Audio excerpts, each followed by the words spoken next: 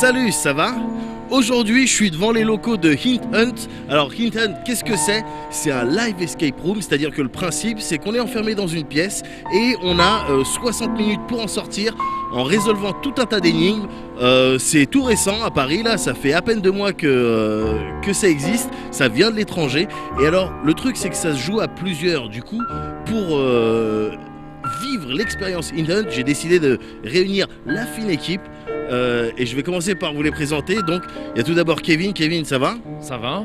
Alors, pourquoi est-ce que je l'ai pris dans mon équipe? Bon, parce que c'est mon complice de toujours, mais aussi parce que les Layton, enfin, je veux dire, il les connaît. Pour vous donner une petite idée, Layton est à Kevin ce que Luke est à Layton. Vous voyez un petit peu le délire? Donc voilà, Kevin, assets ô combien importantes. J'ai ensuite Caro qui est là. Alors, Caro, on l'a prise parce que si d'aventure, à la fin des énigmes, on est amené à voir descendre des pièces qui tombent, tout ça, on pourra la porter comme ça, pour avoir un maximum de pièces. Donc voilà, ça va bien, Caro? Ah, super bien, je pensais que j'étais juste le quota féminin, mais j'étais pas loin en fait. Voilà, et on a ensuite, alors j'étais obligé de l'avoir avec moi, le petit génie, copain, Cyril Lambin. Ça va, Cyril? Ça va, j'ai pas compris ton truc avec Layton et Luke. Tu re-regarderas la vidéo, a priori okay. Ça fait du sens. Ok, je fais toujours partie de l'équipe malgré tout. Oui, évidemment, tu fais partie même de la fine équipe, Cyril, donc et tout ce qui sera craquage de code, tout ça, c'est lui qu'on va appeler petit génie, ouais, je suis sur le coup, tout ça pour désactiver des lasers. Bref, c'est copain. Et enfin, évidemment, on a Aurélien au cadre qui participe avec nous parce que c'est jusqu'à 5 personnes. Et bon, bah, il vient parce qu'il fallait bien quelqu'un pour filmer, quoi. Donc, bon, bah, venez avec moi. En avant les teamwork. On y va.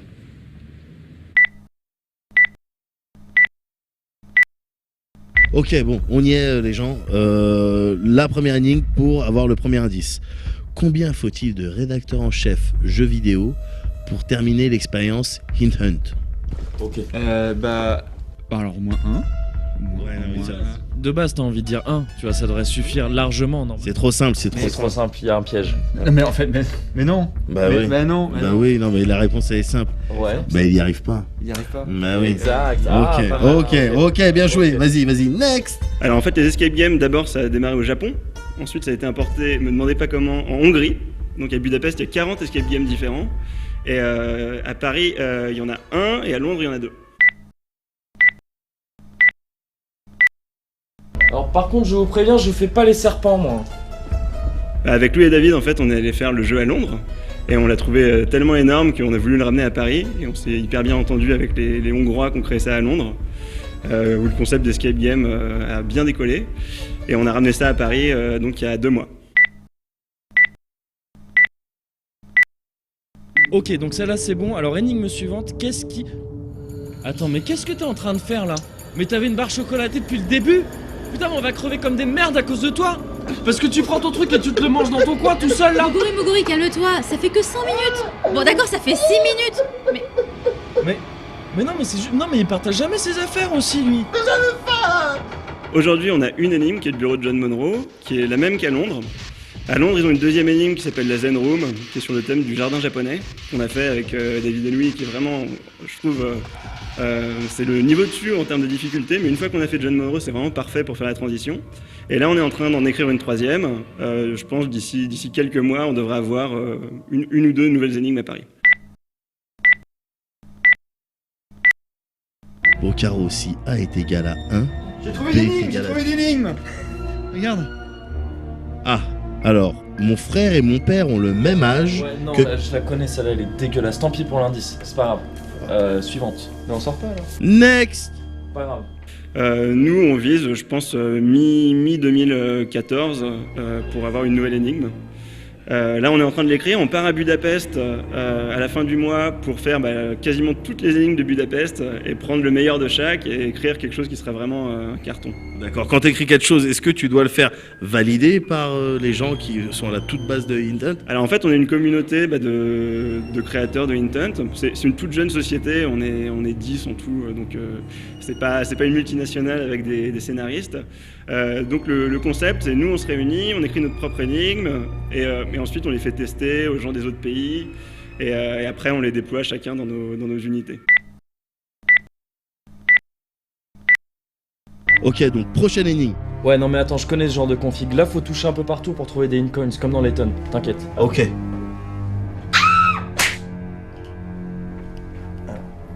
Non, attends. Non, vraiment pas. Alors ce qui est intéressant, c'est qu'on a vraiment tout type de profil qui arrive à faire Intent. On a eu des gens, des enfants de 12 ans, on a eu des grands-mères qui venaient avec leurs petits-enfants, et en fait tout le monde arrive à trouver sa place dans une équipe, parce qu'il faut chercher des choses, il faut de la logique, il faut des capacités d'analyse. Donc si vous pouvez faire une équipe, c'est un peu comme dans un jeu de rôle, il faut venir avec différents profils qui se complémentent, et donc tout le monde peut le faire, et essayer de chercher des profils divers. Et là, il s'aperçut qu'il avait oublié de voter pour le J-Top. Non? Mais c'était nul. Me fais même pas peur. Puis il nous reste plus que 10 minutes. Alors bon. Putain. Si vous aimez les jeux de logique, les jeux d'enquête, les jeux de réflexion, c'est vraiment parfait pour vous. On a pas mal de joueurs du professeur Layton, ça revient souvent. Même parfois des filles ou des gens qui sont juste casual, qui adorent ça. Et on a même des gens qui jouent pas du tout et qui en fait se tournent un peu vers le jeu vidéo à cause de ça, qui nous disent « Ah, mais est-ce qu'on peut pas reproduire cette expérience virtuellement ?»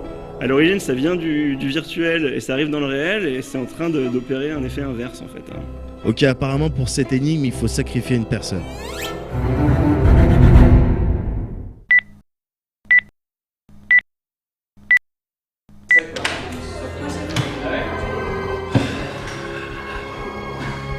Et ben voilà, 56 minutes 59 secondes, donc moins d'une heure, comme des princes.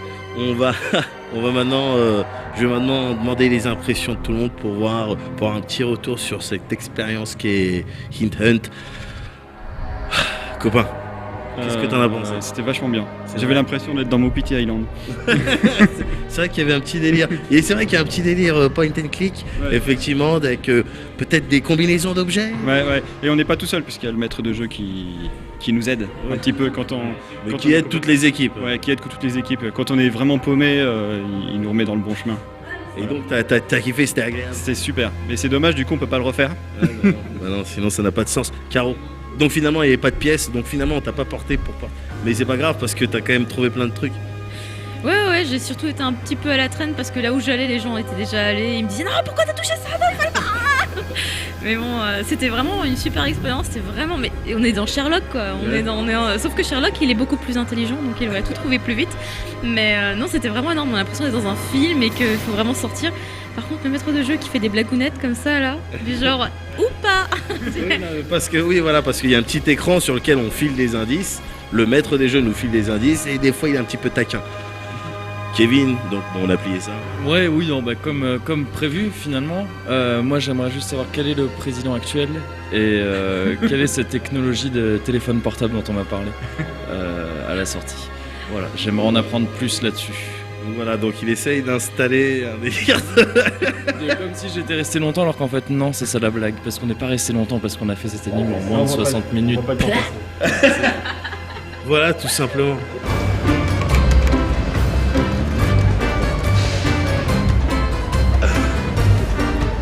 Ah, j'adore l'humour. Donc voilà, maintenant vous en savez un peu plus sur l'expérience Hint Hunt. Nous en tout cas on a bien kiffé. Je suis très fier de ma fine équipe qui est là en partie.